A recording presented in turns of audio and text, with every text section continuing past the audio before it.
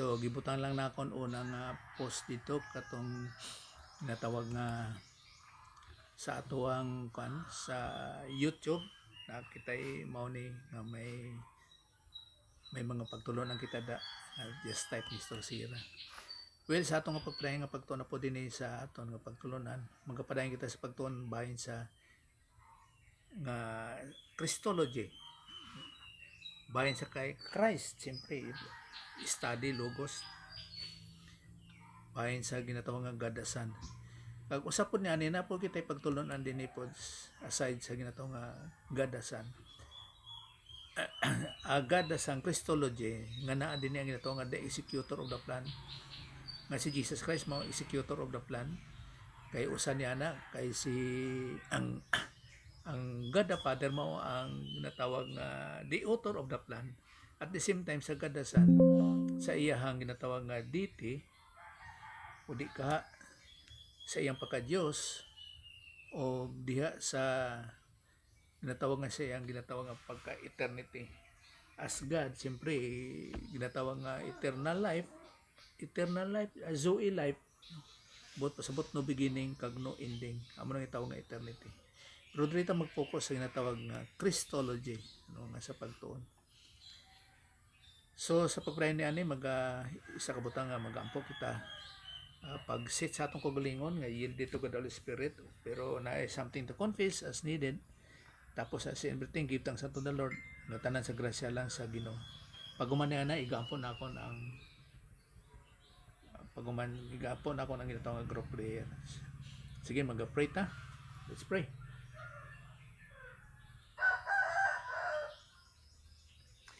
Sa imo lang Amahan, salamat kino sa mga pagtununan nga gihatag nimo sa amon in application Ginoo nga of setting also Ginoo nga nasulti nga sa ginatawag nga pulong nga confession o na something to confess nga kinanglano nga asa nga yielded kami to God the Holy Spirit nga Ginoo, we have the understanding, spiritual understanding sa mga pulong nga asa ginagampo kami sa teaching ministry kag confirmation of the Holy Spirit sa mga pagtununan. Nga tanan sa imong grasya sa imong pamay ginadangop na sa imo wherein of our own wala kami capacity to strive something or what in pursuance sa tawhanon nga pamaagi. Gani sa imong grasya ginadangop ng pasalamatan nga sa imong tanan ginasalig bisan giving us spiritual understanding sa imong mga pulong gyud nga sa ginatawag nga assurance, confidence having this truth ng mga pagdaong. Gani sa imong ginadangop ng pasalamatan pinagis ka lang Jesus Christ. Amen. Okay, so dinita sa God the Son. Okay. So ang ginatawag ni sa murag papel o sa pamaagi dira kan Jesus Christ. Si Jesus Christ mao nagahimo sa ginatawag nga plano sang God the Father. No, muna nasulti ko ganiya nga ang God the Father mao ang author of the plan. Remember nga nagatuo kita sa tawag nga Trinity, asa nga nagtuon po kita bahin sa God sang ginatawag nga Trinity, tawag Trinitarian, nga nagatuo kita nga na God the Father, God the Son, o God the Holy Spirit.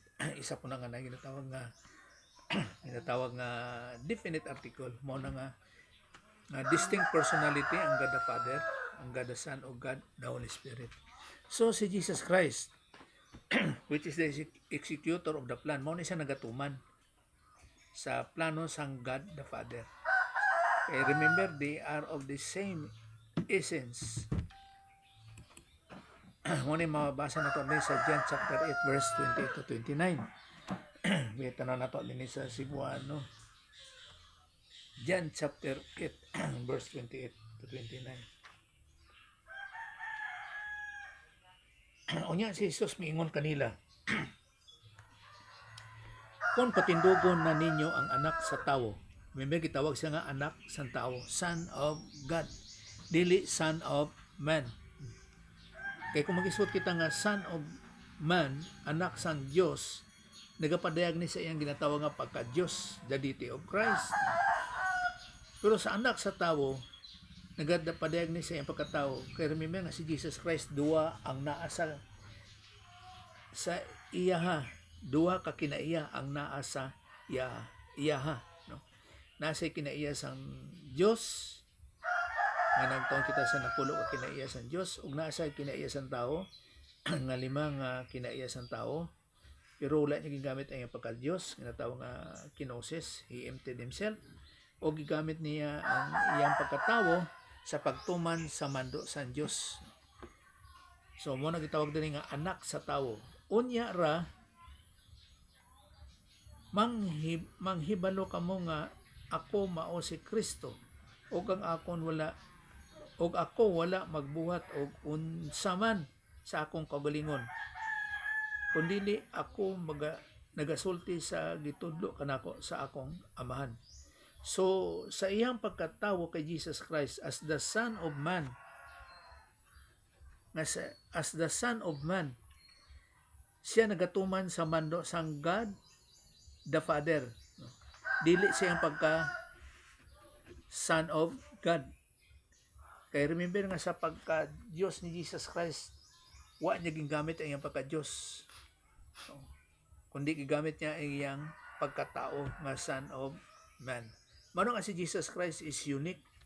O kung makasulti ko nga monogenes nga bigatin nga the unique, one of a kind si Jesus Christ, no? Isa kabutang din nga gingamit niya ang iyang pagkatao, mao na nga sa siya ang angay nga nagbayad sa ato ang mga sala, nga sa pag inquire niya ni ginatawag nga Son of Man, nga dili siya ang pagka-Diyos. Kay kung gamiton niya ang pagka-Diyos, dili siya mamatay, kay ang Diyos is eternal. Mao na nga ang second person of the Godhead nagpakatao, mao na nga si Jesus Christ, para siya ang magbayad sa atong mga sala. Mao na nga ang pagtuman niya sa plano sang God the Father. So sa tuwa pa bilang ginatawag nga the last Adam, nga which is perfect, kay ang first nga Adam in the first place is perfect pod, sinless. So si Jesus Christ, the last Adam, siya ang nagbayad sa ato ang mga sala nga nahimo sang first nga Adan. Naghimo siya sang sala, which is siya sinless, perfect. Naghimo siya sang sala. Mao ni nga si Jesus Christ, the last Adam, ang nagbayad sa itong mga sala. Mao ni mabasa nato sa 2 Corinthians 5:21. Nga wiri nga si Jesus Christ is sinless, pero nagsulti din nga, for he hath made him to be sin for us. Ginbutangan siya na ginatong nga imputation sa ato ang mga sala sa iyaha. He made him to be sin for us. Kay wala siya sinless siya. Dopras kod kay Adan sa Garden sa Eden, nga si Adan sa Garden sa Eden beforehand sinless siya, pero naghimo siya og sala sa pagdisobey sa command sang Dios, nga nagkaon siya sa bunga sa tree of the knowledge of good and evil. Mao po ni si Jesus Christ, gibutangan siya og sala na tawag imputation, nga gibutang siya kay i-judge sang ato ang mga sala. Made him to be sin for us, nga asa siya is perfect.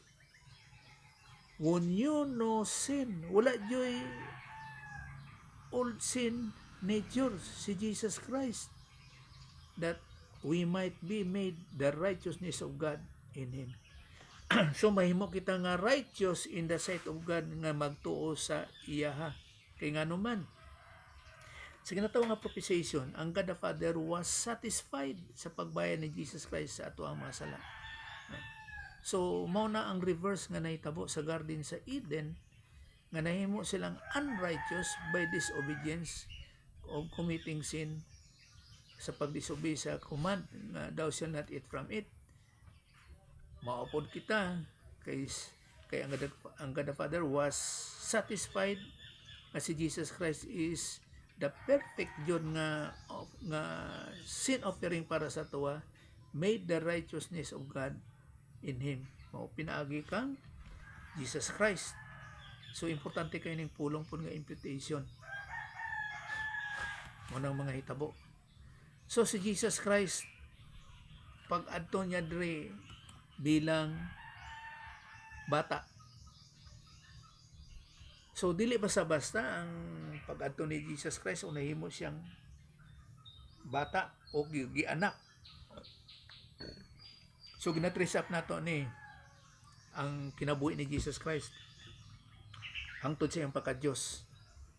So aton lang ma-replay ang mga hitabo nga asa sa iyang physical nga bahin kag sa iyang pagka-Dios.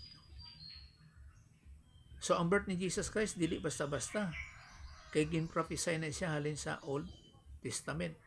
Halimbawa ning Isaiah 7:14. Therefore the Lord himself will give you a sign, behold, a virgin will be with child and bear a son, and she will call his name Emmanuel.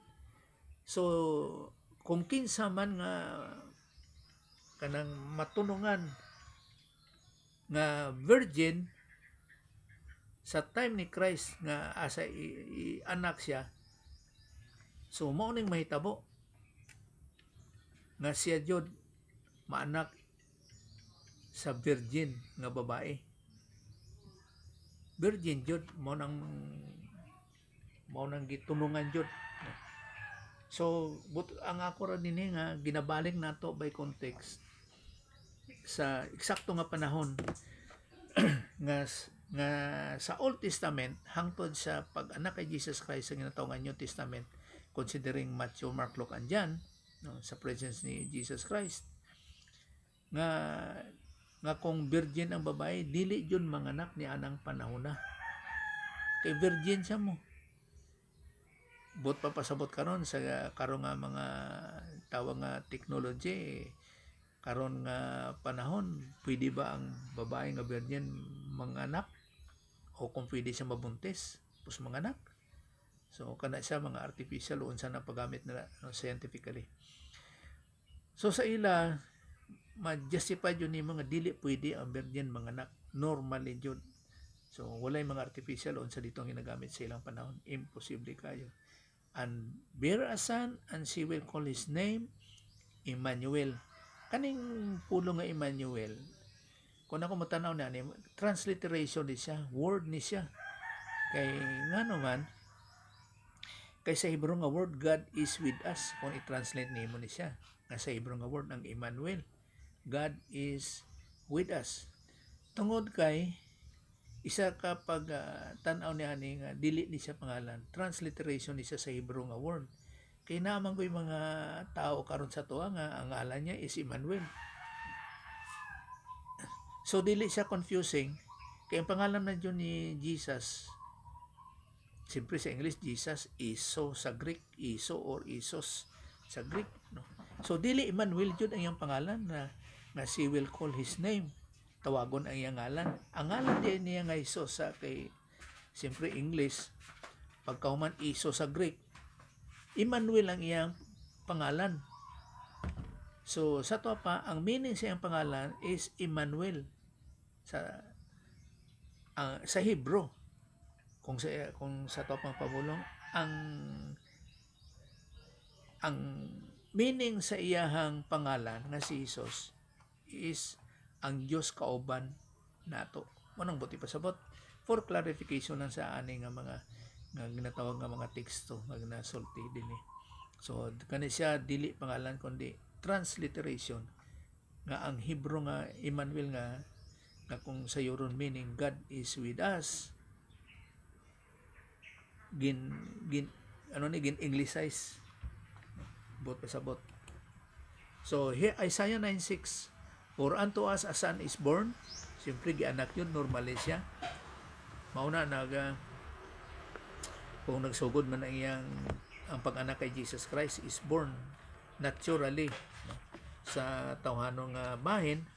So either nga 5 BC or sa unsaman nga pagbutang kano siya sige anak, normally jud as man naging anak siya. For unto us a son is given.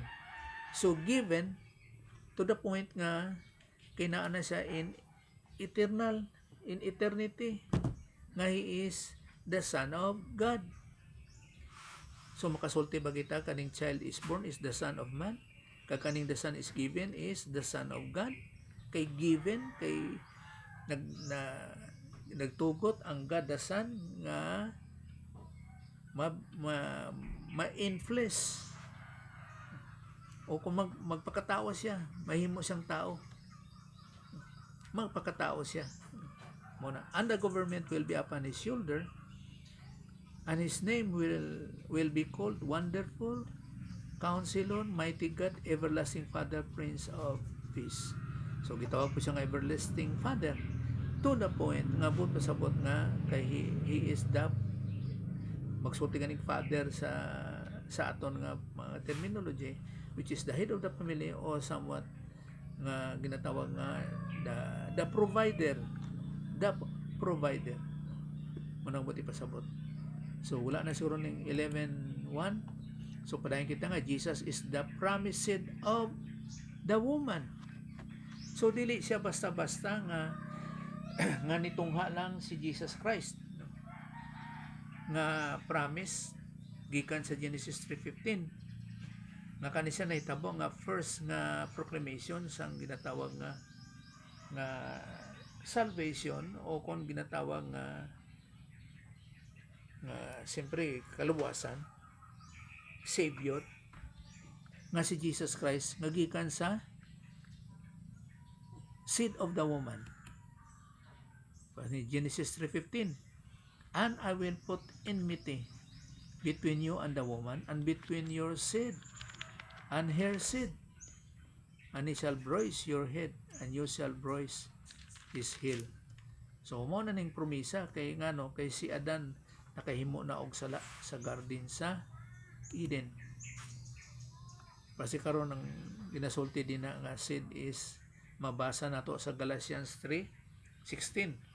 So dili siya basta-basta nga pag consulted rin nga grammatically by grammar nga mapasagad nga sa unsa man o sa uban nga bahin nga kani siya is in singular. Nasulti din sa verse 16 sa Galatians chapter 3. Now to Abraham and his seed, where the promise is made, he does not say unto seeds. So ginapamatud-an po ni Paul din kay si Paul ang nagsulat sa the book of Galatians nga gikan sa Genesis 3:15. Sa to pa si Pablo nagagamit siya sa mga proof o kung by facts sa Old Testament na sa iyang mga sinulat sa ginatawag nga chronological order sa mga hitabo kabahin kay Jesus Christ, or ginatawag nga dispensary pod sa mga hitabo sa kasaysayan sa ginatawag nga kaluwasan o hangtod sa palaabuton. Pero sa tuwaron nga gina-after nato ang ginatawag nga rapture. He does not say to seeds and to seeds, dili as of many, but as of one, and your seed. Makinsa daw nga seed? Si Jesus Christ. Mao nga si Jesus Christ. Itanan daw nato din ipod sa Galatians 3:16. Nga kaliwat og sa imong kaliwat nga mao si Kristo. Kaya remember ang pagtuon o kung pagtanaw dispensionally o kung chronologically sa ginatawag nga mga hitabo. Dili siya basta-basta. Sa to pa ang mga sinulat sa Bible, in detail na siya. So dili ka kapasagad, makapasagad. Halimbawa karong ganan John 3:16. Usay makakurat makasulti ka nga sa karong nga panahon ang John 3:16 walay salvation din na. Nga sa paguna-una. Kay ngano? Kay ang salvation karon dapat motuo ka nga si Jesus Christ. Namatay siya, nagbayad siya sa atong mga sala dito sa ibabaw sa cross. Namatay siya sa unod, apotnis ko, og nabanaw sa katulong adlaw. Tapos nikay sa langit og naa sa tuong kamot sa Dios nga abahan. mao nang salvation karon. Unlike sa John 3:16 nga, but as many as receive him, he give them power to become the sons of God. For God so loved the world, panoon ko na twist. For God so loved the world that he gave his only begotten Son. Kung kisang mo to sa iya, should not perish but have eternal life. So si Jesus Christ sa John 3:16, dili pa angay tuuhan nga siya ni bayad sa aton mga sala, tapos namatay sa unod o nabanaw sa katulong adlaw, di kayop sa langit o naa sa tuong kamot sa Diyos nga Amahan. Kay si Jesus Christ buhi pa siya, wala pa siya namatay, unlike sa 1 Corinthians 15 nga siya namatay na og nabanhaw. So ginatanaw nato ang ginatawag nga dispensationally ang chronological order, o kung by context ang hitabo in detail sa nahitabo sa mga ginasulat sa Bible. So dili siya basta-basta mag-quote ka lang sa usadra ka bersikulo or somewhat pagkahuman. Kumbaga pa ipasagad lang bisag asa sa itunong tungod sa tema, dili sa mauna. So si Jesus Christ, remember nga makinomdom ko nga sulti ni Jesus Christ kay sa tawag na ginatrap siya sa mga Israelites, in particular sa mga Pharisees o sa mga Sadducees, no? Nga muna ginakontra siya, ginatrap siya, pero unsa ginasulti ni Jesus Christ? I came not to destroy but to fulfill the law and the prophets. So ang tanang ginaprophesy sa iya in detail nagakitabo jud. Kung gikan sa kama, gikan sa kung unsa na ang ginagamit sa mga pamulong by grammar, period, ana nga mao ni karon sa Micah 5:3 nga it was prophesied that he would be born in Bethlehem. Kani siya is the city of David. Kaning Bethlehem, dito siya panganak og dito jud siya gianak.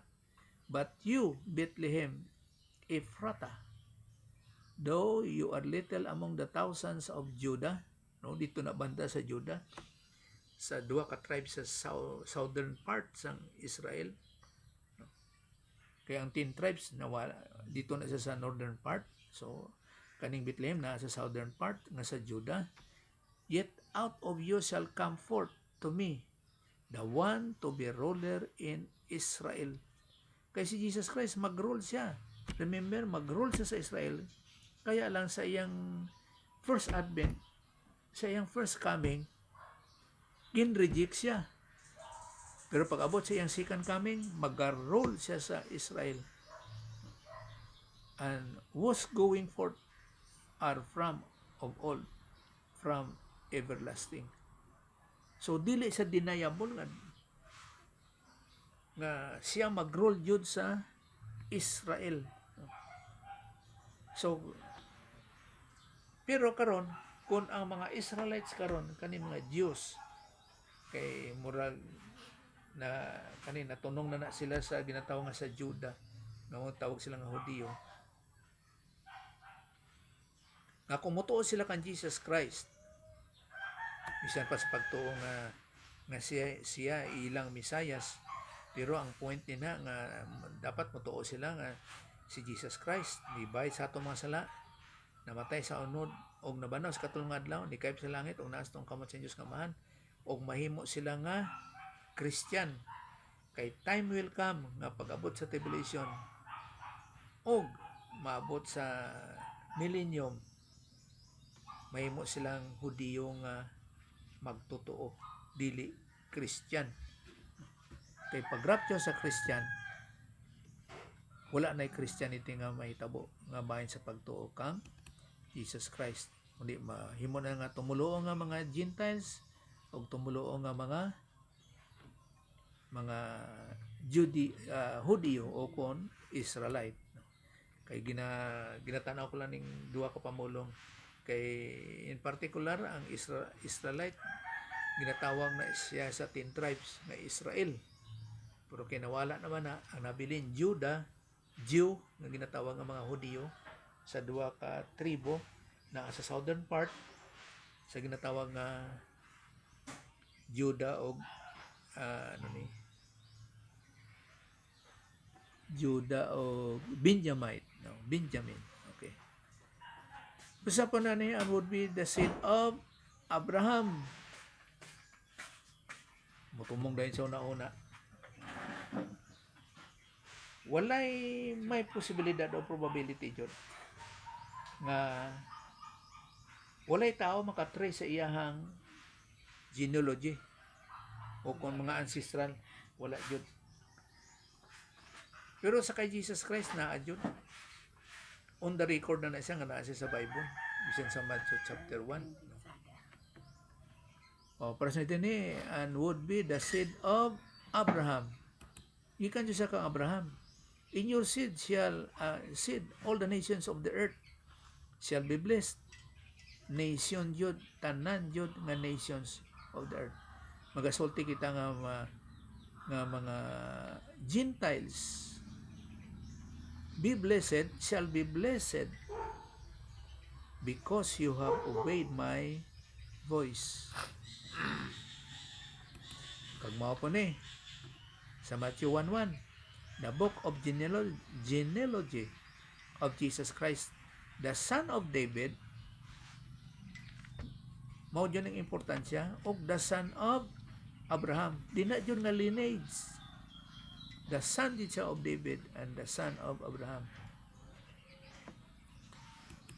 Mao na nga sa Galatians 3:16, now to Abraham he said, when the promise is made, he does not say unto seeds as of many, but as of one, and to your seed who is Christ.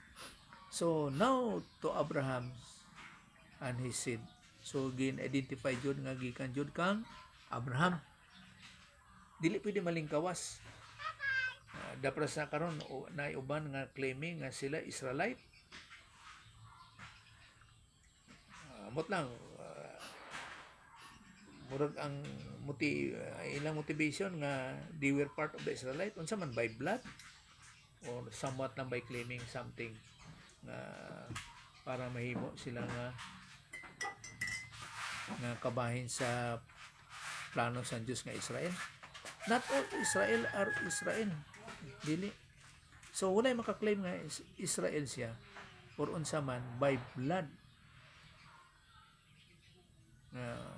Bisan sila makaibalo man na sa ilang dagan, sa ilang trend kung asa sila gikan. Muna nga talking about kay Jesus Christ, dira jud siya kay Abraham by blood jud. Nga wala jud ikalimod. Kag naapod sa linya ni Isaac. Kay remember nga ang Israel ma-point out lang na nimo sa by blood nga gikan kang Abraham, Isaac o kay Jacob. Whereas nga ang ngalan ni isang Israel dina kang Jacob. Pero dira siya nga lineage. Sa to pa si Abram, nahimong Abraham nga gipili sa Dios nga dira jud siya manggagikan si Jesus Christ. So dili siya pasagad kay nga no, kay remember nga pagpatay ni Sarah nangasawa si Abraham kay Keturah. Pero una niya na nagkaanak o buta nato firstborn dili pod o kon masulti nato ang paggamit sa mga terminology nga firstborn. Okay, mga may bot ipasabot na siya ang pulong nga firstborn. Nga may anak siya gikan kang Hagar, si Ismael. Pero ang promise is sa kay Sarah, si Isaac. So dili sa legit nga sa pag-consider nga si Ismael dinha ang pamaagi nga tanan ang una tungod kay una nga anak, pero kay Hagar sa katabang lang ni Sarah kag dili mao nang promise Kay ang promise na kay Sarah nga mao si Isaac. Dira jud gikan. So dili siya basta-basta sa pag-anak ra kang Jesus Christ. Verse in Genesis 21:12. But God said to Abraham, do not let it be displeasing in your sight because of the lad or because of your bondwoman. Whatever Sarah has said to you, listen to her voice, for in Isaac your seed shall be called. So si Isaac yun, kindra ang promise mo nga legal nga wife ni Abraham si Sarah. So dra ang promise amo na nga dra jud sa kay Isaac. So kumbaga pa outside sa kay Sarah kag kay Isaac dili din na ang promise. So natawag nga in particular jud. So mao pa ni sa Isaiah 11:1. And there shall come forth a rod out of the stem of Jesse, and a branch shall grow out of his roots. So isa ni siya nga sa lineage nga gikan nga si Jesus Christ. Mao na nga si David, Jesse and David. Ko si David. Tanan tadi sa Cebuano po 2 Samuel 7:12. 2 Samuel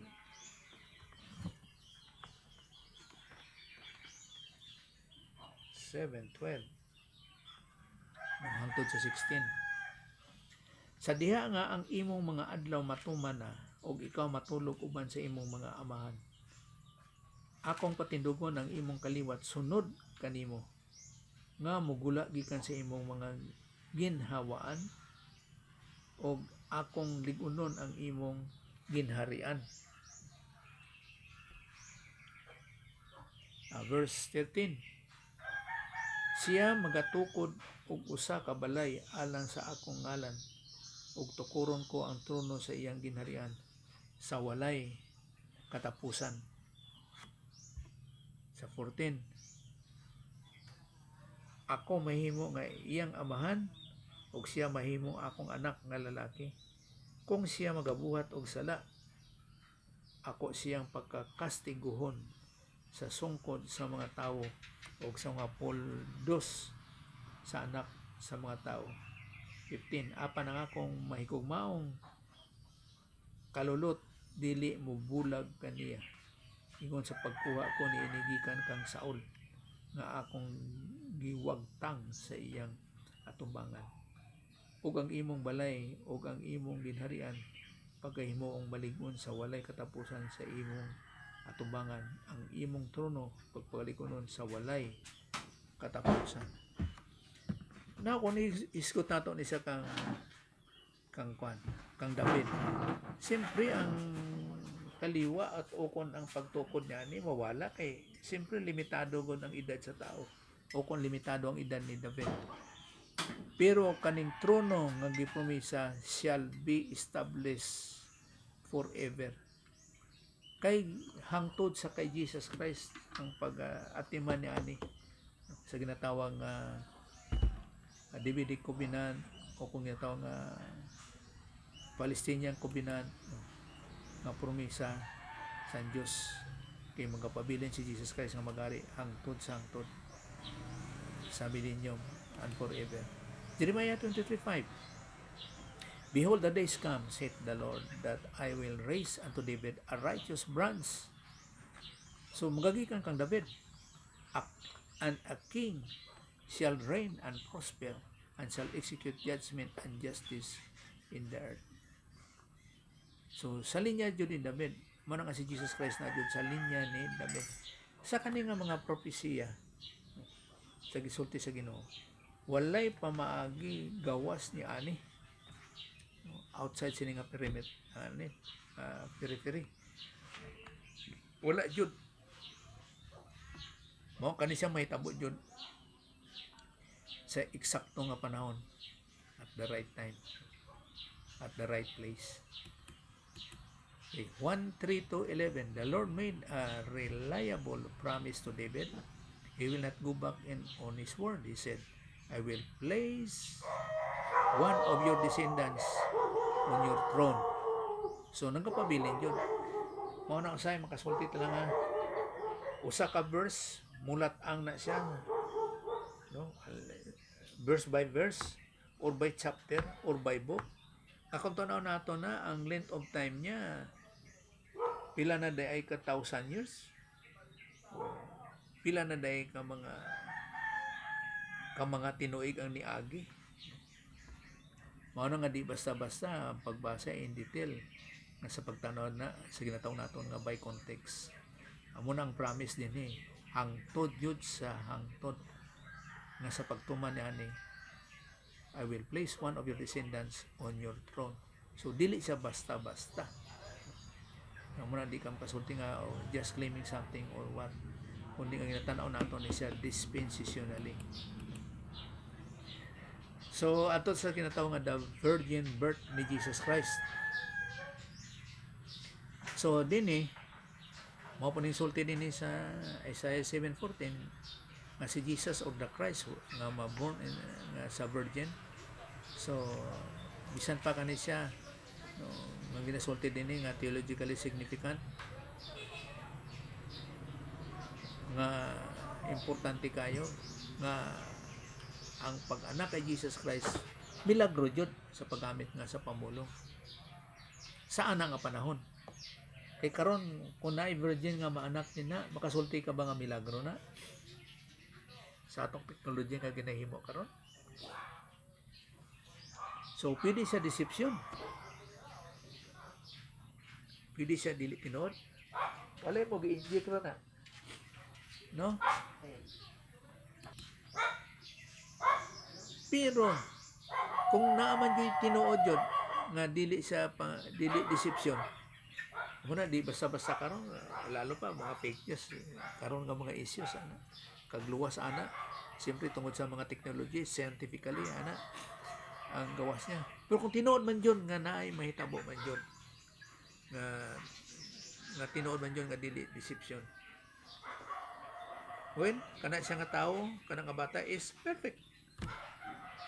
Mao nang at the right time yun ni ani muta naton first century gibutang jud nina kay walay tao nga walay babae nga maanak nga virgin normally, wala, di na siya mahitabo. Mo nang nga by facts ginabutang jud, ginasit aside jud sa eksakto in the proper time at the proper place ang mga tugma sa Dios. Therefore the Lord himself will give you a sign. Behold, the virgin shall conceive and bear a son, and shall call his name Emmanuel. Paskunin sa John 4:25, a woman said to him, I know the Messiah is coming, he who is called Christ. No, siyempre, kaya ang word nga Messiah is Hebrew word. Tapos, ang Christ is Greek. Sa to pa, nakita naman na Messiah na ginasulti sa Old Testament. Nga sa karon nga Greek nga pamulong is Christ. No, Kristo. Amot Kristo, Kristos. Wala ko natanaw. Kristo ba Kristos? Kaya siyempre, lahi ang pamulong sa kwan Lahi ang pamulong sa Greek. Sa isa mo lang sa isa lang ka word. Sa isa ka liter, magka-diferensya na. Halimbawa, John 4:25. Let's see. Ano nato ni sa kalali. Kaya ang kuyaw manggod sa Greek, once nga irregular verb siya, ang word mag-iba, maglain siya. Ako na matingala ka, uy, lahi man nga pamulong, tapos something lang na may prefix o suffix nagkalahi na. Ano paggamit sa Greek? So Christos, who is called Christos sa Greek. Kung ato ni paraphrase ba? No? Nga ang Messiah nga Hebrew is coming, who is called Christos sa Greek. Christos.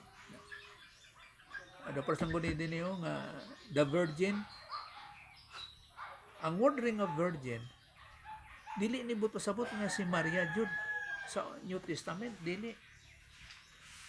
Kay ginprophesy ni siya sa Old Testament na kung kinsa ang kay wala man ginsulti nga Maria, siyempre kay ang Maria nga sa New Testament na considering ang Matthew, Mark, Luke andyan, nga naa sa New Testament.